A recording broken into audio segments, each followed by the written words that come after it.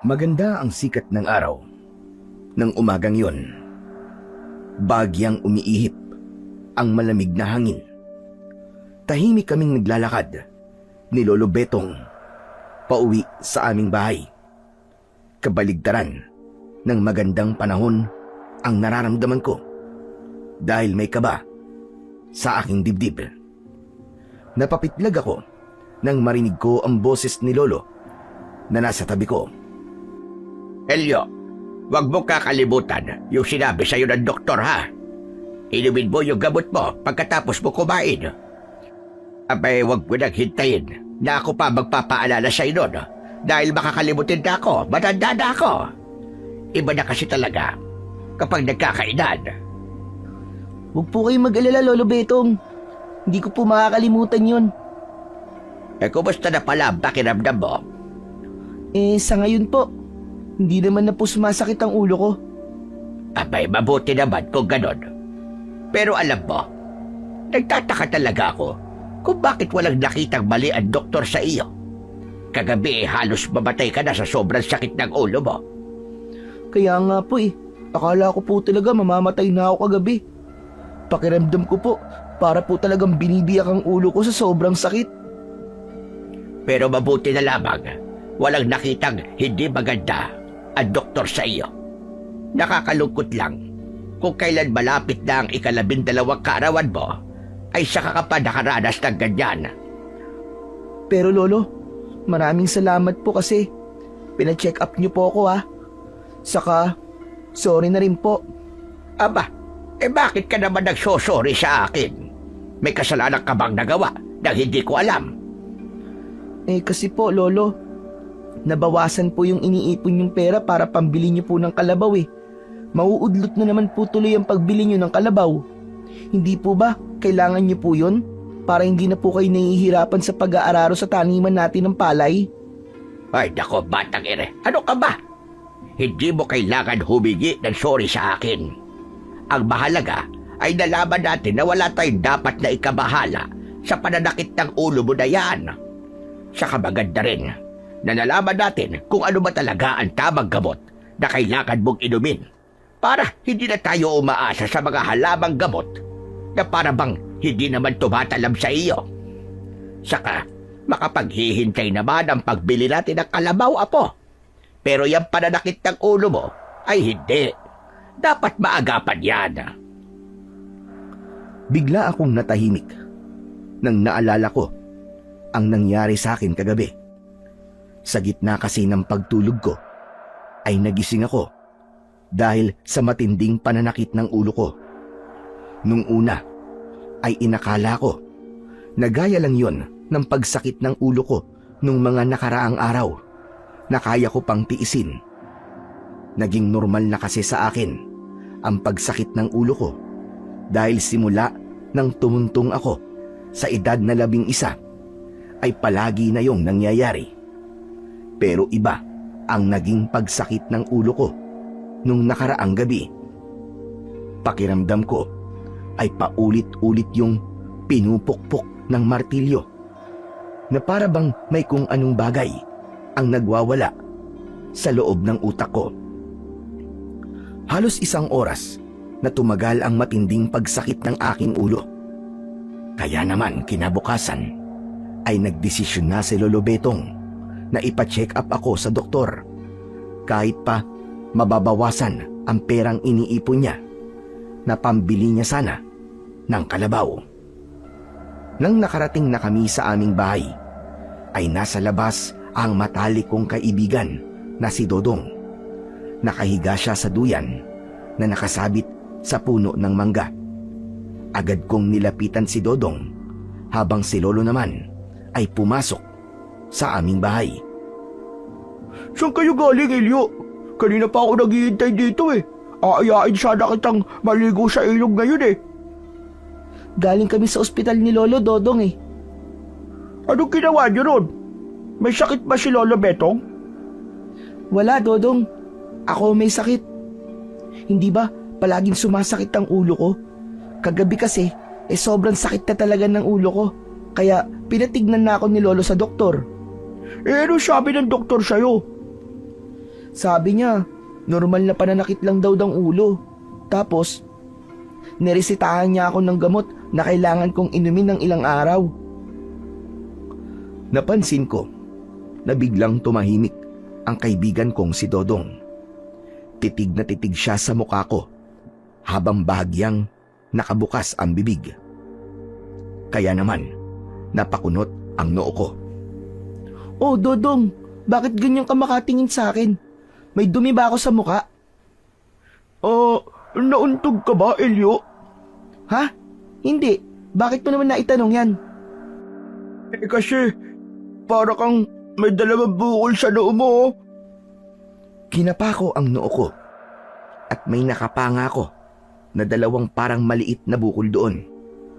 Parehas na nasa itaas na bahagi ng aking mata ang mga bukol. Hala, bakit ako nagkaroon ng bukol?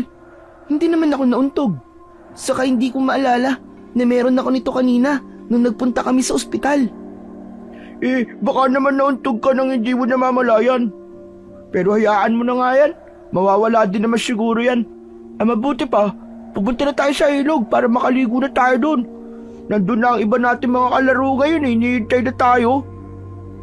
Naku, Dodong, hindi mo na ako sasama sa'yo Magpapahinga kasi muna ako Saka panigurado hindi ako papayagan ni Lolo kasi ang sabi niya, wag daw muna ako magpapagod habang umiinom ako ng gamot ko. Sandali lang naman tayo dun Sige na, sumama ka na. Dodong, pasensya na talaga. Ayoko. Sa ibang araw na lang. Ay nako, sige na nga. Hindi na kita pipilitin. O siya, sige, alis na ako. Kung magbabago ang isip mo, sumunod ka na lang. Bumaba na si Dodong sa duyan at saka siya naglakad palayo. Agad akong pumasok sa aming bahay.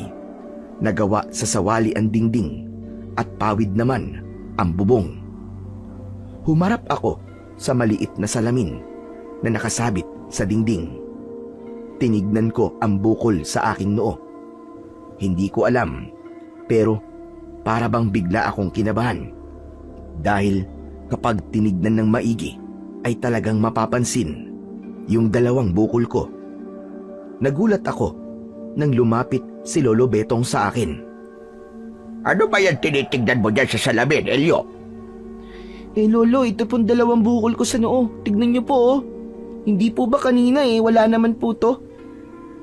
Kung di pa nga po sinabi sa akin ni Dodong na may bukol ako hindi ko po mapapansin Patingin ka. Aba, oo nga Wala naman yan kanina. Saan ka ba nauntog? Lolo, hindi naman po ako nauntog Magkasama po tayo simula nang umalis tayo para pumunta sa ospital at hanggang makabalik tayo rito. Hindi niyo naman po nakitang nauntog ako, di ba? Hindi nga. Ano kaya ang bukol na yan? Bakit hindi yan nakita ng doktor kanina? Wala po kasi to kanina nung nasa ospital po tayo, Lo. Abay, ganun ba? Kung ganun, makakabalik pala tayo sa ospital nito. Hindi natin pwedeng ipagsawalang bahala yan at baka kung ano na yan. Kilala mo naman siguro si Manolo, di ba? Tinubuan lang siya ng maliit na tagyawat sa muka, tapos kinutkot niya. Ayon, namaga at naging malaking sugat. Na-impeksyon siguro. Grabe naman po kayo mag-isip, Lolo. Hindi naman po to tigyawat Saka, wag na po muna tayong bumalik sa ospital kasi baka bukol lang talaga ang mga to. Ang sabi po kanina ni Dodong, mawawala rin daw po ito pagkalipas po ng ilang araw. Ay nako, nagpapaniwala ka kay Dodong. Hindi naman doktor yon. Basta Lo, wag po muna tayo magpa-doktor.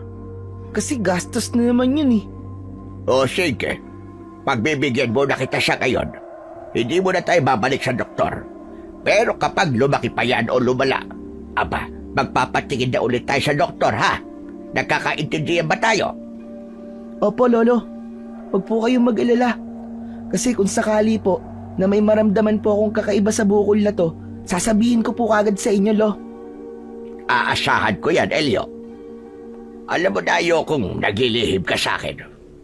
O siya. Ako'y babalik na sa kusina. Magluluto na ako ng ulam natin. Ano pong lulutuin niyo, Lo? Ano pa ba? Magpiprito ko ng baboy. Tapos meron tayong burong isda. Wow! Paborito ko po yun, Lo! Matamis na ngumiti si Lolo Betong at saka siya bumalik sa kusina.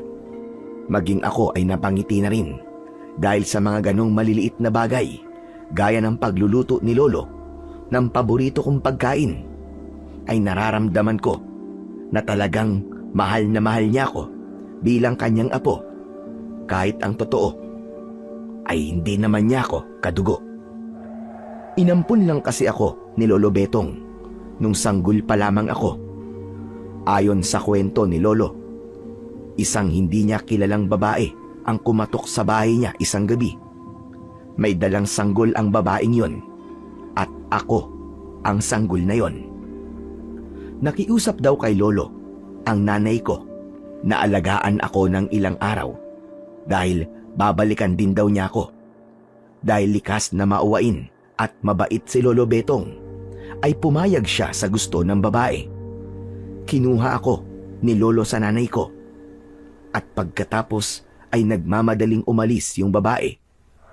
Pero lumipas ang 1 linggo hanggang sa naging 1 taon na at umidad na ako ng 11 ay hindi na ako binalikan pa ng nanay ko.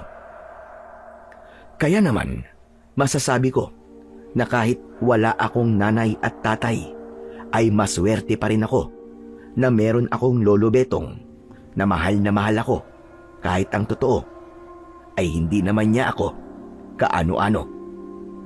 Sa mga sumunod na araw ay palagi kong tinitignan at pinakikiramdaman ang 2 bukol na tumubo sa aking noo. Kahit papano ay nawala ang kaba ko dahil hindi yun lumaki at hindi yun sumakit kahit kaunti. Kaya inisip ko na tama ang kaibigan kong si Dodong na normal na bukol lamang ang mga yon. Ngunit isang gabi, sa gitna ng aking pagtulog, ay nagising ako dahil sobrang sakit ng mga bukol ko. Sa una ay tiniis ko pa yon dahil ayokong magising at mag-alala sa akin si Lolo Betong. Pero hindi. Sobrang tindi na talaga ng sakit na nararamdaman ko. Pakiramdam ko ay binabare na ang noo ko, kaya hindi ko na napigilan ang umiyak at mapadaing. Biglang nagising si Lolo Betong na nasa aking tabi. Agad na bumakas ang pag-aalala sa mukha niya nang nakita niya akong nakaupo sa sahig habang hawak ang aking noo. Lumapit siya sa akin at hinaplos niya ng paulit-ulit ang likod ko. Ano nangyayari sa'yo, apo? Sumasakit na naman ba ang ulo mo? Hindi po. Yung mga bukol po sa noo ko, ang sakit po. Parang binubutas po ang noo ko, Lo. Ang sakit-sakit po talaga. Sabi ko naman kasi sa'yo ipatingin na natin yan sa doktor. Sandali. Sisidyan ko lang ang gasera para makita ko na maayos sa bukol mo. Sobrang sakit na po talaga, Lo. Parang hindi ko na po kaya. Alam ko, Elio. Sandali lang, tiisin mo muna. Nagmamadaling tumayo si Lolo Betong. Sinindihan niya ang gasera at lumapit siya sa akin na dala yun. Inilapag niya sa maliit na lamesa ang gasera at inutusan niya akong alisin ang mga kamay ko na nakatakip sa aking noo. Marahan kong inalis ang aking kamay at nakita ko ang gulat sa muka ni Lolo. Bakit po, Lo? Ano po bang itsura ng noo ko? Huwag mo nalang hawakan. Kaya mo pa ba tiisin ang sakit? Lo, hindi na po. Sobrang sakit po talaga. Ano po bang meron sa mga bukol ko, Lo? Bakit parang pong gulat na gulat kayo? Hahawakan ko sana ang mga bukol ko, pero mabilis na pinigilan ni Lolo Betong ang aking mga kamay. Teka, huwag! Huwag mong hawakan at baka lalo pang sumakit. Basta tiisin mo na lang muna. Bakit nga po? Ano po bang meron? Basta, makinig ka na lang sa akin. Huwag mo nang hawakan ang mga bukol mo. Naramdaman ko ang labis na tensyon ni Lolo Betong. Hindi ko maintindihan kung bakit ayaw niyang hawakan ko ang mga bukol ko. Ganun pa man, ay sinunod ko na lang siya. Inalalayan niya akong tumayo hanggang sa makabalik na kami sa pagkakahiga sa aming papag. Patawarin mo ako kung wala ako magawa para mawala ang sakit na nararamdaman mo, Apo. Kung pwede nga lang sana na kunin ko na yan sa iyo, ay ginawa ko na. Maraming salamat po, Lo. Medyo nawawala naman na po ang sakit. Sige po, matulog na po tayo. Sigurado ka ba, Elio? Opo, Lo. O sige, matulog na tayo. Basta kapag tumindi ulit ang sakit na mga bukol mo, ay gisingin mo kagad ako, hane. Opo. Nauna na akong pumikit para makita ni Lolo na kaya ko nang matulog. Naghintay ako ng ilang minuto bago ko muling binuksan ang aking mga mata. Nakapikit na si Lolo at sa tingin ko ay tulog na siya. Normal na kasi na mabilis makatulog si Lolo kasi palagi siyang pagod sa maghapon na pagsasaka sa aming maliit na taniman. Nang sandaling yon ay napakasakit pa rin ng bukol ko, pero mas pinili kong wag nang sabihin yon kay Lolo kasi mag-aalala lang siya. Gusto ko na kasi siyang makapagpahinga dahil bukas ay magtatrabaho na naman siya. Kailangan niya ng maayos na pahinga.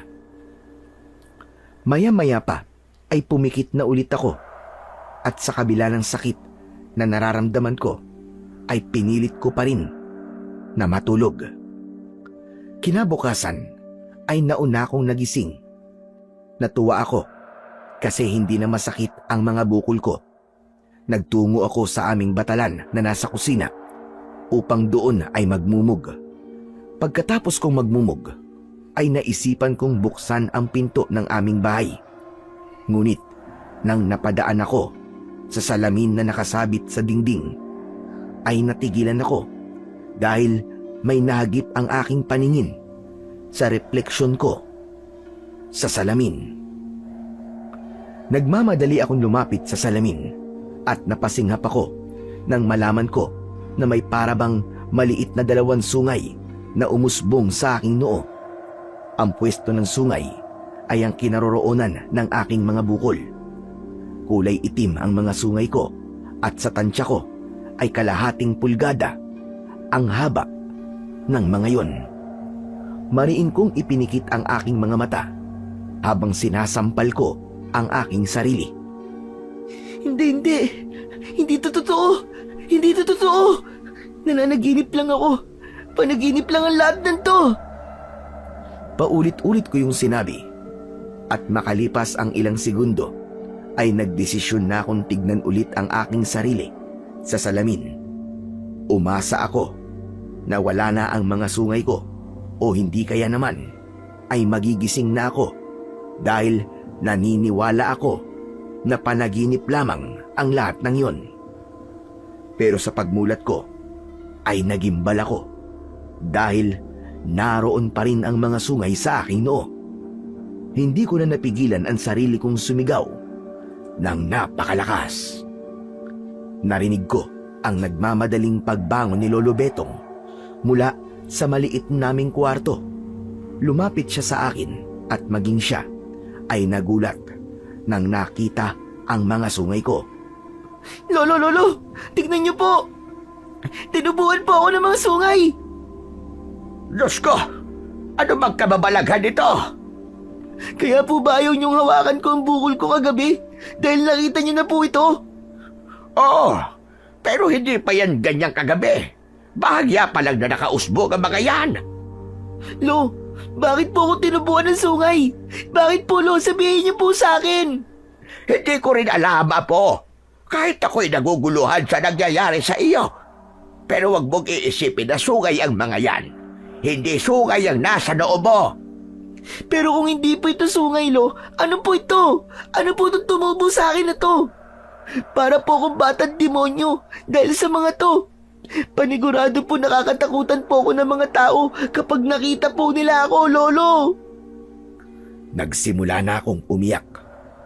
Hindi ko na alam ang nararamdaman ko Nang sandaling yon, hinawakan ni Lolo Betong ang magkabilaan kong balikat at diretso niya akong tinignan sa aking mga mata. Elio, huminahon ka muna. Makinig ka sa akin. Hindi sungay ang tumubo sa noo mo. Walang dahilan para tubuan ka ng ganyan. Dahil alam ko na napakabuti mong bata. Hindi ka rin dapat katakutan ng mga tao na dahil lang dyan. Pero sa ngayon, ay hindi pwedeng malaman ng mga tao na may ganyan ka. Nagkakaintindihan ba tayo, Elio? Pero Lo, kung hindi po ito sungay at hindi ako dapat katakutan ng mga tao, bakit po hindi nila to pwedeng makita? Dahil may mga taong makikitid ang pag-uutak. Hindi lahat ay iisipin na wala lang iyan. Pilit may mag-iisip na hindi maganda. Dahil aakalain nila na yan ay isang sungay. Karaniwang kasi na natatakot ang mga tao sa mga bagay na bihira lamang nilang nakikita. Lolo Betong, ano pong gagawin ko? Ibig po ba sabihin, hindi na po ako lalabas ng bahay? Hindi na po ako pwede makipaglaro kina Dodong at sa iba ko pa pong mga kalaro? Sandaling tumahimik si Lolo Betong dahil sa mga sinabi ko. Alam ko na nag-iisip siya ng mga sandaling yon. Kaya naman, sandali siyang pumunta sa kwarto at nang bumalik siya, ay may dala na siyang balabal na kulay pula. Pinulupot at itinakip niya sa ulo ko ang balabal. Nagawa naman nung takpan ang mga sungay ko. Ganito, Apo, makinig ka. Tuwing kailangan mo lumabas, kailangan mong isuot ang balabal na iyan. Hindi po kaya magtanong po mga tao kapag nakasuot po ako ng ganito, Lo? Ay, nako. Huwag mo na lang silang pansinin o hindi kaya. Sabihin mo na yan ay ang sinabi ng doktor na gawin mo para hindi sumakit palagi ang ulo mo. Sabihin mo na hindi pwedeng mainitan ang ulo mo. Hindi naman nila malalaman kung nagsasabi ka ng totoo o hindi. Pero Lo, natatakot po ako. Paano po ako magiging demonyo pala ako? Kaya po ako tinubuan ng sungay. Ay, nako. Sinabi nang huwag ka mag-isip ng mga ganyan eh. Maniwala ka sa akin, Elio. Hindi yan sungay. Yan ang itatak mo sa utak mo. Matapos yun, ay mahigpit akong niyakap ni Lolo Betong. Kahit paano, ay gumaan naman ang pakiramdam ko. Pero hindi pa rin tuluyang naalis ang pangamba sa aking dibdib na baka hindi lang yun ang pagbabagong mangyayari sa aking katawan. Maghapon akong hindi lumabas ng bahay. Kahit pa pwede akong maglagay ng balabal sa ulo, ay mas pinili ko pa rin ang wag nang umalis dahil sa takot kong may makaalam na meron akong sungay. Patuloy kong kinumbinsi ang sarili ko na hindi sungay ang tumubo sa noo ko. Pagsapit ng hapon, habang nasa taniman si Lolo Betong, ay dumating si Dodong na may dalang turumpo. Magtatago sana ako, pero bigla siyang pumasok sa bahay at nakita niya akong nakaupo sa isang sulok. Mabuti na lang at nakalagay ang balabal sa aking ulo, dahil kung hindi ay makikita niya ang nasa aking noo. Tara, Elio! Maglaro tayo ng trumpo! Naglalaban sila Jojo doon sa plaza. Ilabas mo ang trumpo mo at ipakita mo kung gaano ka kagaling. Dodong, ayokong lumabas ngayon eh. Saka, tinatabad ako makipaglaro ng trumpo. Biglang hinawakan ni Dodong ang noo at leeg ko. Oo, wala ka naman pala lagnat eh. Bakit ayaw mo makipaglaro ng trumpo? Samantalang dati, ikaw pa ang nag-aaya sa akin na makipaglaro ng ganon. Basta Dodong, tinatamad lang ako ngayon. Sa ibang araw na lang. Ay nako, akala ko naman magiging kakampi kita sa pakikipaglaban kina Jojo ng trumpo. Ikaw pa naman ang magaling sa ganon eh. Teka Elio, bakit pala may balabal ka dyan sa ulo mo? Ha? Ito ba? Wala to. Huwag mo na lang pansinin. Maglalagay ka ba ng ganyan sa ulo mo? Kung wala lang, pabira ka naman. Sige na, sabihin mo, para saan nga yan? Siguro meron kang tinatago sa ulo mo, no? patingin nga ako. Hahablutin sana ni Dodong ang balabal ko, pero mabilis akong umiwas. Pero hindi sumuko si Dodong at pilit niya yung hahablutin. Lumayo ako sa kanya, pero nasukol niya ako dahil nasa sulok na ako ng aming bahay. Sige na, patingin lang. Alisin mo na yung balabal sa ulo mo. Hindi nga sabi pwede, Dodong eh. Umalis ka na nga. Ang damot mo naman. Hindi ako aalis dito hanggat di mo yan inaalis. Kung ayaw mong alisin, ako na lang ang gagawa nun. Hahawakan sana ni Dodong ang balabal, pero mabilis kong hinawakan ang mga kamay niya. Tawa ng tawa si Dodong na para bang nakikipaglaro lang siya sa akin, habang ako naman ay kinakabahan sa maaaring maging reaksyon ni Dodong sa sandaling makita niya kung ano ang aking itinatago sa ilalim ng aking balabal. Mabuti na lang at dumating si Lolo Betong. Doon lang tumigil si Dodong sa pagpilit na alisin sa aking ulo ang balabal. Sandali lang, ano ba nangyayari dito? Nag-aaway ba kayo dalawa? Hindi po, Lo. Si Dodong po kasi ang kulit eh. Gusto po niyang alisin yung balabal sa ulo ko. Gusto ko lang naman po malaman kung may tinatago po si Elio eh. Baka po kasi nagpakalbo siya tapos nahihiya siyang makita ng ibang tao na wala po siyang buhok. Nakalbo siya. Walang itinatago si Elio. Kailangan niyang maglagay ng balabal sa ulo niya dahil yan ang sinabi ng doktor na gawin niya. Para po ba yan sa sakit ng ulo niya? Ganun na nga. Kaya huwag ka nang makulit at huwag mo nang subukang alisin ang balabal ni Elio sa ulo niya. Ano pong nagagawa ng paglalagay ng balabal para po sa sakit ng ulo niya? Abay, hindi ko rin alam. Yun ang sinabi ng doktor kaya sinusunod lang namin.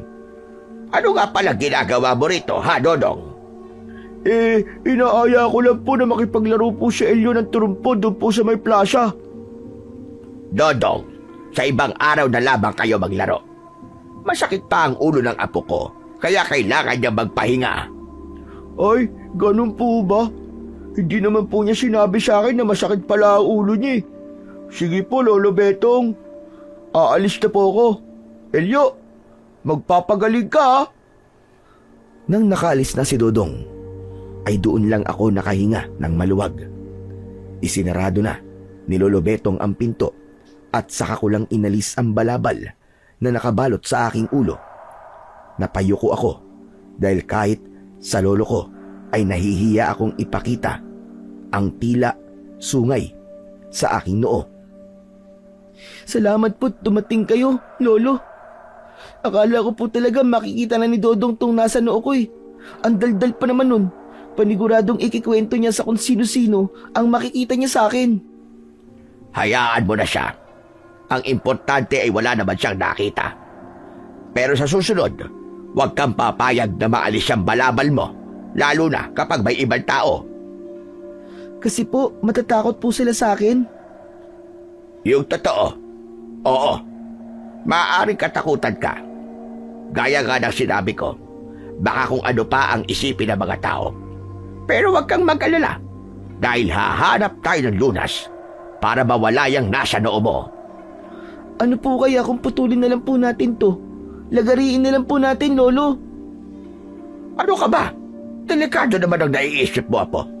Baka kung ano pa ang mangyari kapag ginawa natin yon. Mas makakabuti na ipatingin kita sa doktor. Pero huwag muna ngayon dahil marami pa akong ginagawa.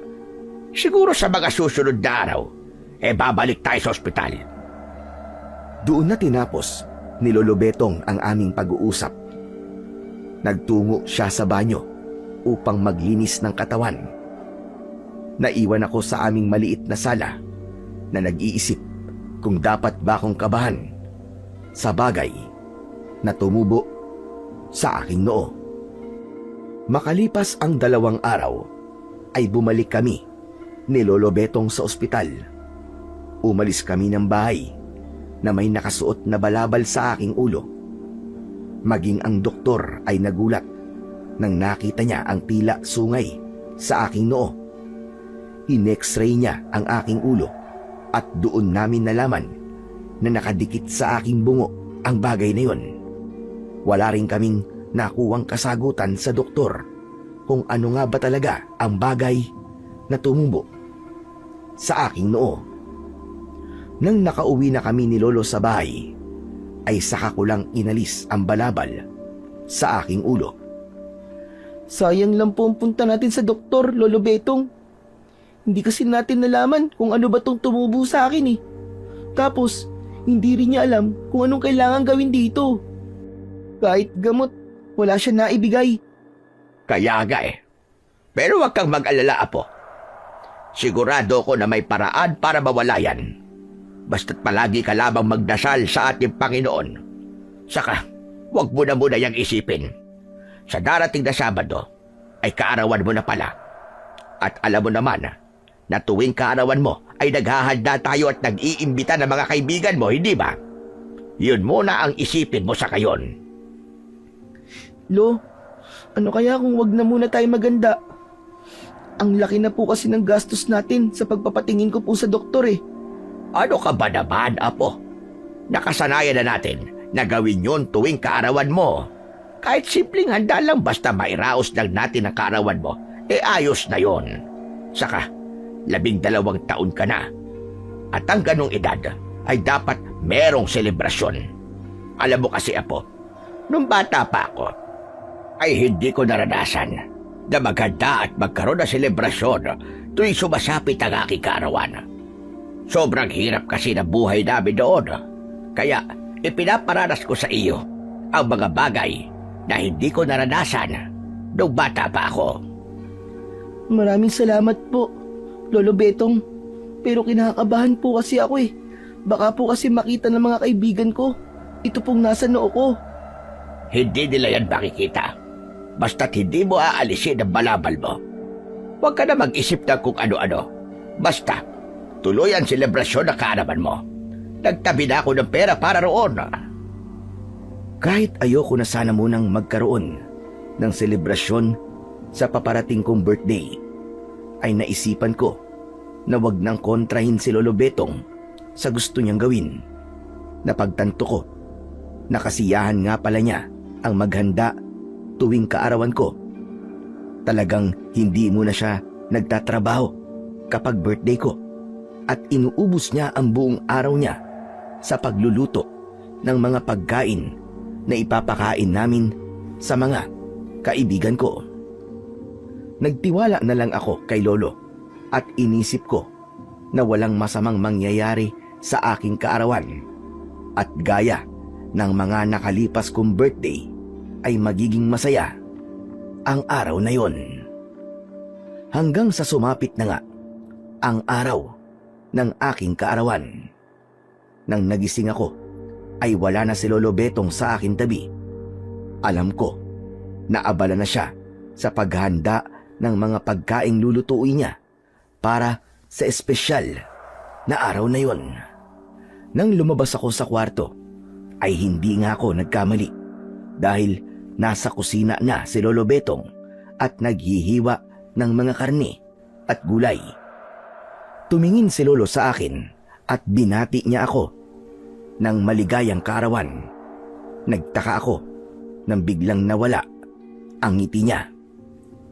Elio, yung nasa loob mo. Hindi muna ako nagsalita. Tumakbo ako papunta sa harap ng salamin at labis akong nagimbal dahil mas mahaba na ang tumubong sungay sa aking noo. Sa tingin ko ay 1 pulgada na ang haba nun at medyo naging matulis na ang dulo. Agad namang lumapit si Lolo Betong sa akin. Lolo, tingnan niyo! Mas nagmukhang sungay na po siya ngayon! Ano nangyari? Hindi ba't na gabi hindi naman yan ganyan kahaba? Hindi ko rin po alam, Lolo Betong. Naku, ito na nga ba ang sinasabi ko eh. Lolo, huwag na lang po nating ituloy ang selebrasyon ng birthday ko. Hindi ko po kayang magpakita sa mga kaibigan ko ng ganito. Ano ka ba, Elio? Hindi pwedeng hindi natin yon ituloy. Dahil nasabihan ko na mga kaibigan mo na pumunta sila rito babayang hapon. Saka, hindi nila makikita yan. kasi magsusuot ka ng balabal. Apo, huwag kang mag-alala. Papalipasin lang natin ang araw na ito at saka tayo mag-iisip ng paraan para mawala na ng tuluyan ang nasa noo mo. Basta isipin mo na lang na wala yan at maging masaya ka muna sa araw na ito. Birthday mo ngayon, Apo. Lo, parang ang hirap naman pong gawin yung sinasabi nyo eh. Hindi ko po kayang isipin na wala po akong sungay, lalo na't humaba na po siya. Alam ko. Pero kung kakabahan at matatakot ka, mas lalong iisipin ng mga kaibigan mo na meron kang itinatago sa kanila. Umakto ka lang ng normal mamaya. Hindi na lang ako magpapalaro mamaya para pagkatapos nilang kumain ay pwede na silang umalis. Wala na akong nagawa kundi ang tumango na lang. Inisip ko na lang na kailangan ko pa rin maging masaya sa araw na yon. Dahil yun ang araw ng aking kapanganakan, o mas tamang sabihin na yun ang araw na dumating ako sa buhay ni Lolo Betong. Kaya hindi lang espesyal ang araw na yon para sa akin, kundi pati na rin kay Lolo Betong. Pagkasapit ng hapon, ay tapos nang magluto si Lolo Betong. Naglagay siya ng lamesa sa labas ng aming bahay. Nakalagay doon ang pansit, puto at lumpiang Shanghai. Meron ding water jug na may laman na tinimplang orange juice. Maya-maya pa ay isa-isa nang dumating ang mga kaibigan ko. Kabilang na si Dodong. Inasikaso na namin sila ni Lolo Betong para makakain na sila. Pansamantala kong nakalimutan ang tungkol sa tila sungay na tumubo sa aking noo. Wala ring pumansin sa balabal na nakabalot sa aking ulo dahil abalaan lahat sa pagkain. Masaya kong pinanood ang mga kaibigan ko. Nang natapos na silang kumain, ay lumapit si Dodong sa amin ni Lolo Betong. Ma'am Betong, magpapalaro po ba kayo? Tapos na po kasi kami kumain eh. Nako, wala munang palaro ngayon, Dodong. Ay, sayang naman po. Akala ko meron ulit gaya ng mga nakaraang birthday ni Elio. Lolo, baka po pwedeng magpaagaw na lang po tayo ng barya. May mga naipon po ko. Yun na lang po ang ipaagaw natin sa kanila. O sige, pero wag mong ubusin lahat ng ipon mo at ako na ang bahalang magdagdag. Pumasok muna kami ni Lolo Betong sa bahay upang kunin ang mga barya na ipapaagaw namin. Nang bumalik kami sa labas at sinabi ni Lolo Betong na magpapaagaw ako ng barya, ay masayang nagsigawan ang mga kaibigan ko. Hinayaan ni Lolo na ako ang maghagis ng mga barya. Nagtipon-tipon na ang mga kalaro ko sa harapan ko. Nakangiti ako habang nakatingin sa kanilang lahat at nag-aabang sa paghagis ko ng mga pera. Nang ihagis ko ang ilang piraso ng barya, ay nagkagulo sina Dodong sa pag-aagawan. Muli akong naghagis ng mga barya at mas lalo silang nagkagulo. Hanggang sa isa sa mga kaibigan ko ang lumapit sa akin at sinubukan niyang agawin ang mga natitirang barya sa aking kamay. Umiwas ako, pero nakita yon ng iba pang mga bata, kaya pinagkaguluhan nila ako. Napaupo ako sa lupa at may kung sinong hindi sinasadyang nahablot ang balabal sa aking ulo. Nanlamig ako nang matigilan ang lahat nang nakita nila ang dalawang sungay sa aking noo. Bumakas ang takot sa muka ng mga kaibigan ko. Agad namang iniharang ni Lolo Betong ang sarili niya sa akin upang itago ako. Pero huli na dahil nakita na ng mga kaibigan ko ang bagay na aking pilit na itinatago. Hanggang sa isang bata ang sumigaw na isa kong demonyo. Takot na nagtakbuhan ang mga bata palayo at kahit si Dodong ay tumakbo rin. Hindi ko napigilang umiyak dahil nasaktan ako doon. Ganun pala kasakit sa dibdib, nakatakutan ka. Tumakbo ako sa loob ng bahay at umiiyak akong dumapa sa papag. naramdaman ko na lang ang kamay ni Lolo Betong sa aking likod. Wala na. Nakita nila ang sungay ko, Lolo. Natakot po sila sa akin. Wala na po akong kaibigan. Wala na po akong kalaro. Sige lang, Apo. Iiyak mo lang yan. Kailangan mong mailabas yan. Pero ito tandaan mo. Hindi kabawasan sa pagkatao mo ang kung ano bang bagay na nasa noo mo ngayon. Hindi yan mabubura, Apo, sa isipan ko na ikaw ay isang mabuting bata. Intindi nilang dati na mga kaibigan mo dahil ngayon lang sila nakakita ng taong may ganyan. Pero po, kung habang buhay na po silang matakot sa akin, paano pong hindi na po sila makipaglaro sa akin, Lo? Ibig sabihin, hindi sila nakalaan para maging kaibigan mo habang buhay. Ang importante ay tanggap kita, kahit na ano pa ang tumubo sa katawan mo. Wala na akong nasabi. Pagkatapos nun, iyak lang ako ng iyak at hinayaan lang ako ni Lolo na mailabas ko ang bigat na meron ako sa aking dibdib. Nang sandaling yon ay labis akong nagsisi kung bakit itinuloy pa namin ang selebrasyon ng aking kaarawan. Ilang araw na ang nakalipas simula nang malaman ng mga kaibigan ko ang tumubo sa aking noo. Hindi na ako nagulat nang mabilis yung kumalat sa aming baryo. Napansin ko na may ilang mga tao na sinasadyang dumaan sa harapan ng aming bahay at pasimple na sumisilip sa loob upang ako ay makita. Kaya naman, palagi na akong nagmumukmuk sa loob ng kwarto at nawalan na ako ng ganang lumabas kahit sa bakuran lang namin. Isang umaga, pinuntahan ako ni Lolo Betong sa kwarto ko. May dala siyang bayong, kaya alam ko na magpupunta siya sa palengke.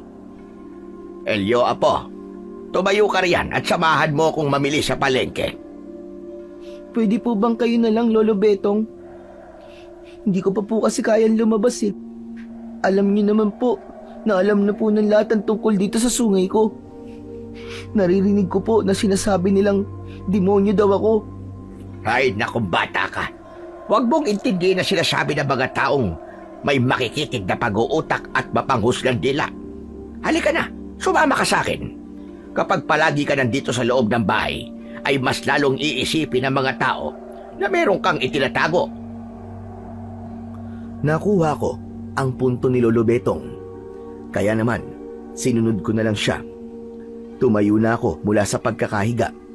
Kukunin ko sana ang balabal na nakasabit sa likod ng pinto nang biglang hinawakan ni Lolo Betong ang kamay ko. May pagtatakang napatingin ako sa kanya. Bakit po, Lo? Hindi mo na kailangang gamitin ang balabal na yan. Pero Lo, lalabas po tayo, di ba? Ang sabi niyo po sa akin eh, kailangan ko pong gamitin ang balabal na to para itago po ang sungay ko. Noon yon, Apo. Pero ngayong alam na ng mga tao na merong tumutubong kung ano sa noo mo, ay wala na saysay na itago mo pa yan. Naisip ko kasi, Apo, na kailangang makita palagi ng mga taong nasa noo mo hanggang sa masanay na sila sa'yo. Magtiwala ka sa akin, Elio, Apo. Ito ang paraan para maging normal ulit ang tingin ng mga tao sa iyo. Ipakita mo sa kanila na kahit kakaiba ang itsura mo sa nakararami, ay hindi ka nila dapat nakatakutan. Pinag-isipan ko ng gusto ang sinabi ni Lolo Betong. Maya-maya pa ay napagtanto ko na tama siya. Kapag patuloy kasi akong magtatago at hindi magpapakita sa mga tao, ay mas lalo nila akong pag-uusapan. Pero kung iisipin ko na normal ako at palagi nila akong makikita, ay darating at darating din ang panahon na masasanay na sila sa aking itsura. Pumayag ako sa suwestyon ni Lolo Betong. Lumabas ako ng bahay kasama siya na walang balabal na nakatakip sa aking ulo. Hindi ko naiwasang mapansin ang reaksyon ng mga taong nakakakita sa akin. Lahat sila ay nagulat at natakot. May mga nagbulungan pa nga.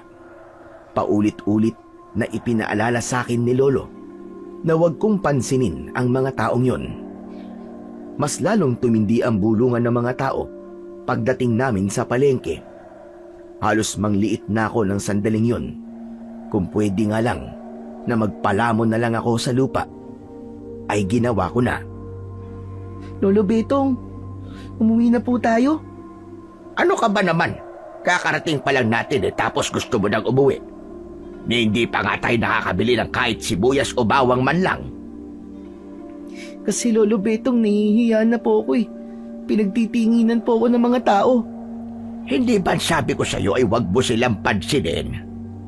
Kung ano ang marinig mo, ay ipasok mo sa isa mong tenga at ilabas mo naman sa kabila. Tara na, doon muna tayo sa mga isda. Gusto kong magluto ng sinaing na tulingan. Nagtungo kami ni Lolo sa parte ng palengke kung saan naroon ang mga nagtitinda ng isda.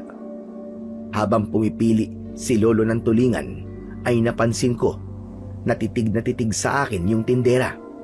Napansin din yun ni Lolo, kaya hindi na niya napigilang kausapin ang tindera. Kung makatingin ka naman sa apo ko, ay parang ngayon ka lang nakakita ng batang lalaki.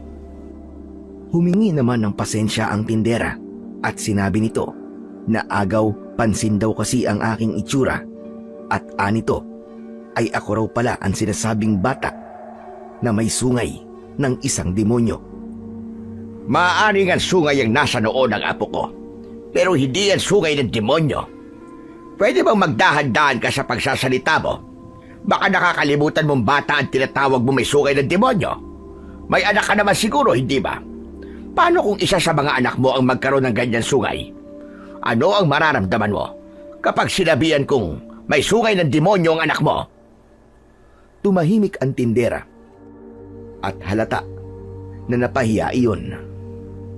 Maluwa-luwa ako, hindi dahil sa kahihiyan, kundi dahil sa pagtatanggol sa akin ni Lolo Betong. Mas lalo kong naramdaman ang pagmamahal niya sa akin ng sandaling yon.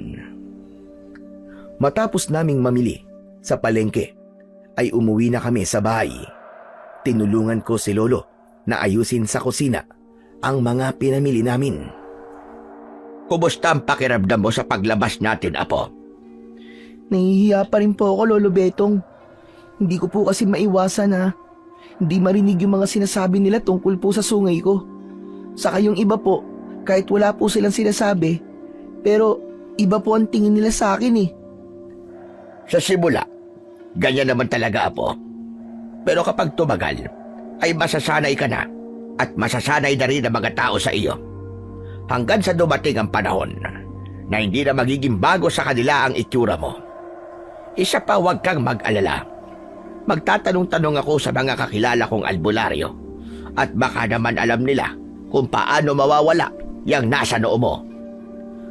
Lolo Betong, sa tingin niyo po ba ay mawawala pa po itong sungay ko? Aba, oo naman. Sigurado ko, apo.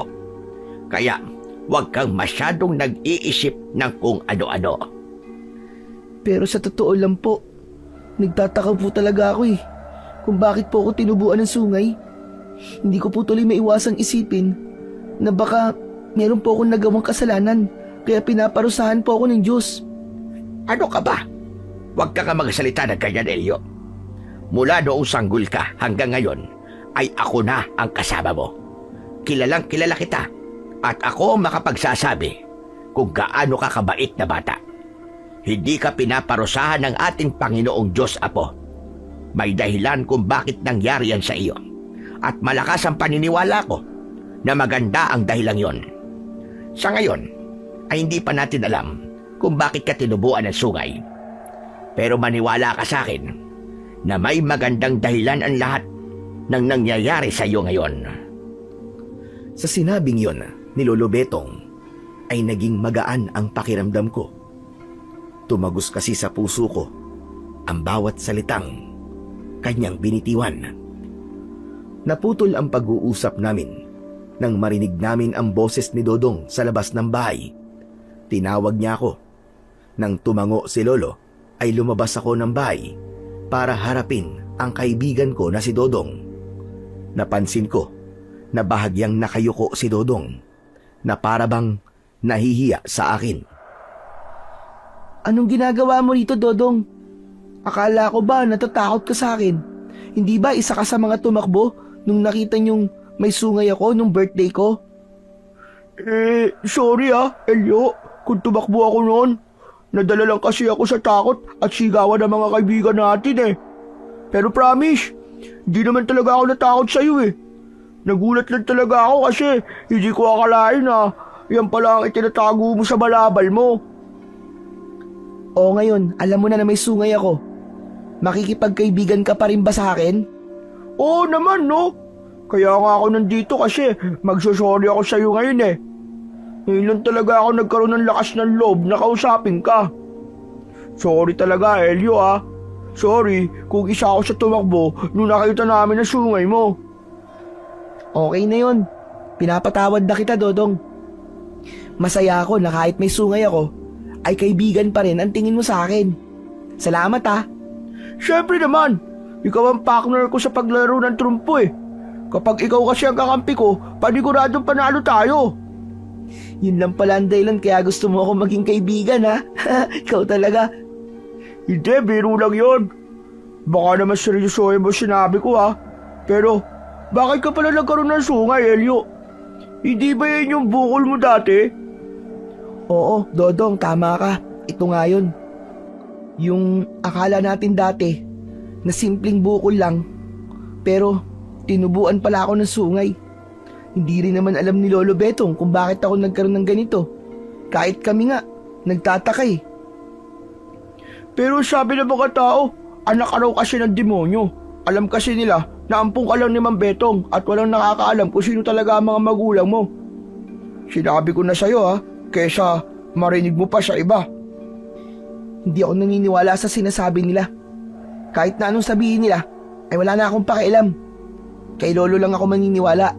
Ang sabi niya kasi sa akin, natatakot lang ang mga tao kasi kakaiba ang itsura ko sa normal na tao. Pero walang mali sa akin. Hindi rin naman ako naniniwalang anak ka ng demonyo Kasi kung anak ka ng demonyo, sana matagal mo na ako pinatay, di ba? Natawa na lang ako sa sinabing yun ni Dodong. Pero, sa totoo lang, napakasaya ko dahil nalaman kong hindi naman pala talaga natakot sa akin si Dodong. Masaya ako na kahit isa ay meron pa rin akong matatawag na kaibigan. Simula noon ay unti-unti ko nang sinanay ang sarili ko na lumabas at magpakita sa mga tao. Nakipaglaro ulit ako sa mga kaibigan ko kahit madalas ay tinutukso nila ako na anak ng demonyo. Kapag ganon ay tumatawa lang ako at sinasakyan ko ang kanilang panunukso sa akin kahit ang totoo ay nasasaktan talaga ako. Palagi ko na lamang sinasabi sa sarili ko na darating din ang panahon na masasanay ang mga tao sa aming baryo sa aking itsura. Hanggang isang araw, nagimbal ang lahat ng isang bangkay ng matandang babae ang natagpuan sa mismong harapan ng kanyang bahay. Ang nakakatakot pa ay pinatay ang matandang babae sa napakabrutal na paraan. Wakwak ang dibdib niya at wala na ang kanyang puso. Sobrang putla ng buong katawan niya na para bang wala nang natirang kahit isang patak ng dugo mula sa kanya. Binalot ng takot ang aming baryo, lalo na't alam ng lahat na walang kaaway ang matandang babae, kaya wala kaming maisip kung sino ang maaaring gumawa noon. Naging maugong ang bulong-bulungan na meron daw aswang na gumagala sa aming baryo, at yun ang naging dahilan para mas tumindi ang takot naming lahat. Isang gabi, magkatabi kami ni Lolo Betong na nakahiga sa papag. Nakatingin ako sa kawalan at iniisip ko ang pagkamatay ng matandang babae na yon. Lolo, tanong lang po. Totoo po ba mga aswang? Sa tingin niyo po ba, Lo, aswang po ang pumatay kay Aling Rosing? Naniniwala ako sa mga aswang. Dahil sa lugar kung saan ako lumaki, ay laganap ang pagsalakay ng mga aswang, lalong-lalo na sa mga bata at buntis at yung may mga sakit. Pero hindi ako sigurado kung aswang nga ang pumatay kay Roseng. Hindi natin pwedeng sabihin na aswang ang may gawa nun, lalo na't wala pa naman tayong konkretong ebidensya. Yun po kasi ang kumakalat dito eh. Yun po yung sinasabi ng mga tao. Halos lahat po, naniniwala pong may aswang po dito sa atin. Kaya nga po, kahit 6:00 pa lang po ng gabi, kakaunti na lang po ang taong nasa labas. Tapos lahat po ng mga kalaro ko, ayaw na po maglaro sa gabi. Kasi baka raw po patayin sila ng aswang. Kaya nga dapat ay mag-ingat din tayo. Kahit hindi tayo sigurado na may aswang nga, ay sapat ng dahilan na merong pinatay para mag-ingat tayo. Hala, sige na. Matulog na tayo. Marami pa akong gagawin bukas, Apo. Tumalikod na si Lolo Betong sa akin. Hindi nagtagal ay narinig ko na ang mahinang paghilik ng lolo ko na indikasyong tulog na siya. Habang ako naman ay nananatiling gising at iniisip ang maaaring mangyaring hindi maganda sa baryo namin sa mga susunod na araw. Hindi ko alam, pero may pakiramdam ako na masusundan pa ang patayan sa aming lugar. Nang mga sumunod na araw ay naging madalas ang mga bangkay na natatagpuan na lahat ay pinatay sa karumal-dumal na paraan. Ang lahat ay halos wala ng lamang loob at dugo. Mas tumindi ang takot ng mga tao. May mga nagsabi din na may nakakita sa aswang at inilarawan nila ang aswang bilang isang nakakatakot na nilalang na may malalaki at mahahabang sungay, mapupulang mga mata at matutulis na kuko at ngipin. Hanggang isang umaga, nagulat kami ni Lolo Betong nang sumugod ang mga tao sa harapan ng aming bahay. May ilan na may dalang itak at kawayan na may matutulis na dulo. Sumigaw sila na kailangan kong lumabas at sinabi nila na ako daw ang aswang na pumapatay sa mga tao. Alam ko na dahil yun sa sungay na meron ako. Nahihintakutang napatingin ako kay Lolo Betong. Lolo, paano na to? Ano pong gagawin sa akin ng mga tao? Nasisiraan na sila ng ulo. Hindi na nila alam ang ginagawa nila. Talagang naghahanap na sila ng masisisi sa mga patayang nangyayari dito sa ating baryo. Dahil po ba sa may sungay ako, kaya iniisip po nila na ako ang pumatay sa mga tao? Lolo, alam niyo po na hindi ko po yun magagawa. Wala po akong kasalanan, Lolo Betong. Alam ko yun, Apo. Huminahon ka. Kaya dito ka lang sa loob ng bahay at huwag kang lalabas kahit na ano mangyari.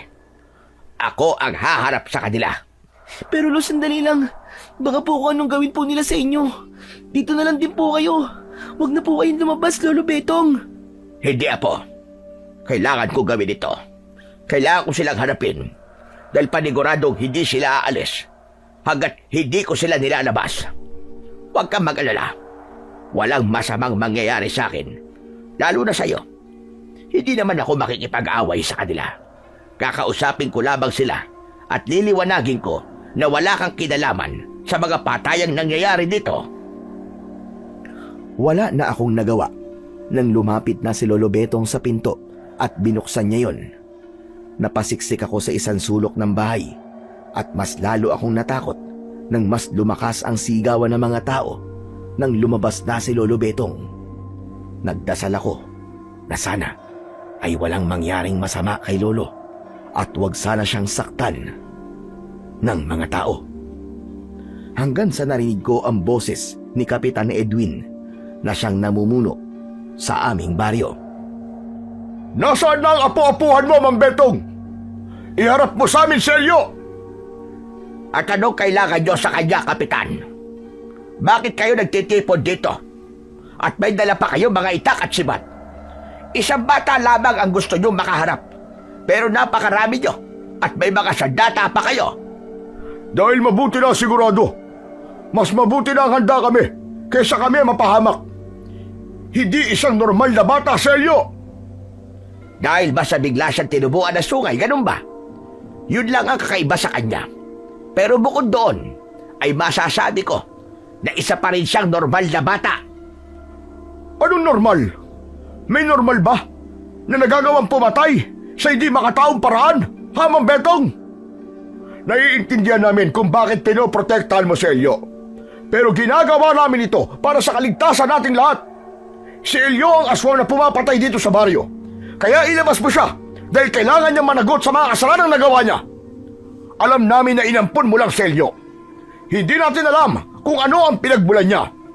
At marami nagsasabi na simula ng tinubuan ng sungay si Elio ay nagsimula na rin ang patayan dito. Hindi ba kayo nahinala yun? Malakas ang aming hinala na nagising na ang halimaw na nasa loob ng kanyang pagkatao dahil sa pagtubo ng sungay niya. Yun ang isang malaking patunay.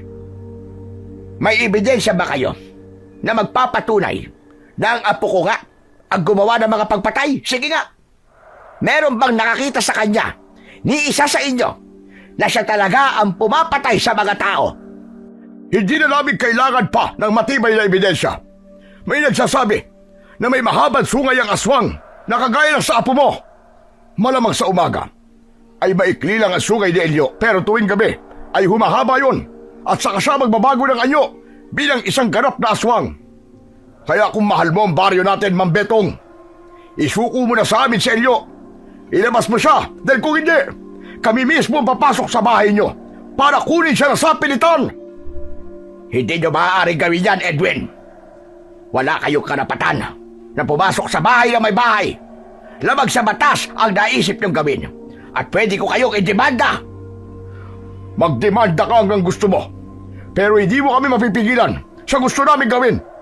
Dinagawa namin ito para sa kapakanan at kaligtasan ng mas nakararami. Kaya bibigyan kita ng isa pang pagkakataon, Mang Betong. Ilabas mo na ang apo mo na si Elio. Hayaan mong ipataw namin sa kanya ang kaparusahan na nararapat sa kanya. Ganyan na ba katindi ang kaduwagan ninyo? Paparusahan niyo ang isang bata. Hindi nga kayo sigurado na si Elio ang pumatay sa mga taong yun. Nabubulagan ka na, Mang Betong.